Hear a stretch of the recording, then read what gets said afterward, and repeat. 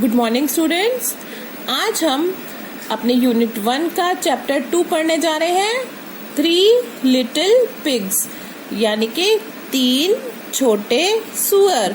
ये हमारा यूनिट 1 का चैप्टर 2 है ना। हमारा यूनिट 1 का चैप्टर 1 कंप्लीट हो चुका है। जो हमारी पोयम थी कौन सी थी? अ हैप्पी चाइल्ड, है ना, वो हम कंप्लीट कर चुके हैं। तो आइए अब हम ये स्टोरी पढ़ते हैं। Once there were 3 little pigs. एक बार की बात है, 3 छोटे सुअर थे। उनका नाम था सोनू, मोनू एंड गोनू। उनका क्या नाम था? सोनू, मोनू और Gonu. Sonu lived in a house of straw. हम सब जो है हम घर में रहते हैं, तो इनका पिग्स का भी घर था। Sonu lived in a house of straw. Sonu जो है वो स्ट्रॉ यानी के तिनकों के घर में रहता था। Monu lived in a house of sticks. और मोनू जो है वो पतली पतली डंडियों के घर में रहता था।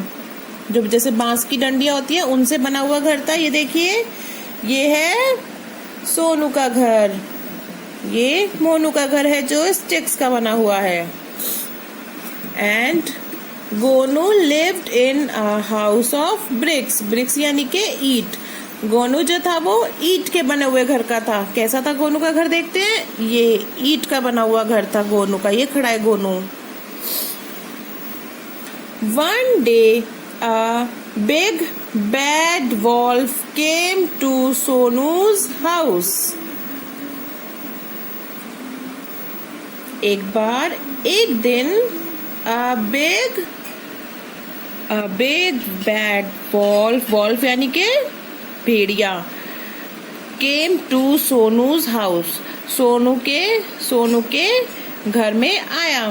He said, उसने कहा, I will huff and puff and I will blow your house. उसने कहा, मैं एक बार हफ करूंगा, एक बार पफ करूंगा और तुम्हारे हाउस को फूंक मार के उड़ा दूंगा। So he huffed and he puffed and he blew the house down. और उसने एक बार हफ करा, एक बार पफ करा और किसके घर को गिरा दिया? सोनू के घर को गिरा दिया। Sonu ran to मोनू's house. अब सोनू कहाँ चला गया? मोनू के घर रहने। The wolf came to मोनू's house. He said, I will huff and puff and I will blow your house down. उसने फिर वही दोहराया। क्या दोहराया? I will huff and puff and blow your house down.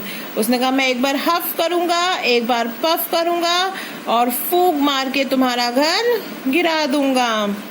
और उसने वैसा ही करा। So he huffed and puffed and he blew मोनू's house down. अब उसने हफ करके, पफ करके और फिर फूंक मार के मोनू का हाउस भी गिरा दिया, है ना। आज हम इतना ही पढ़ेंगे। आपको ये रीड करना है बेटा, और इसके हम डिफिकल्ट वर्ड सेंड करेंगे, वो रीड करने हैं और लिखने हैं। चलिए, thank you. Good morning students. हम चैप्टर पढ़ रहे थे 3 लिटिल पिग्स। आपको पता है 3 छोटे सुअर। ये चैप्टर हमारा कल चल रहा था। हम इसके 2 पैराग्राफ्स कल पढ़ चुके हैं। आज हम पढ़ेंगे इसका 3rd पैराग्राफ, है ना। 2 पैराग्राफ्स हम पढ़ चुके हैं। अब हम यहाँ से पढ़ना शुरू करेंगे। Sonu and Monu ran to the Gonu's house. अब क्या हुआ था? सोनू और मोनू जो थे वो भागकर कहाँ पहुंचे? गोनू के हाउस में, क्योंकि वॉल्फ ने सोनू का और मोनू का दोनों का घर तोड़ दिया था। The wolf came to Gonu's house. अब जो वॉल्फ था, जो भेड़िया था, वो गोनू के हाउस में भी आ गया और उसने फिर वही बात बोली। He said, I will huff and puff and I will blow your house down.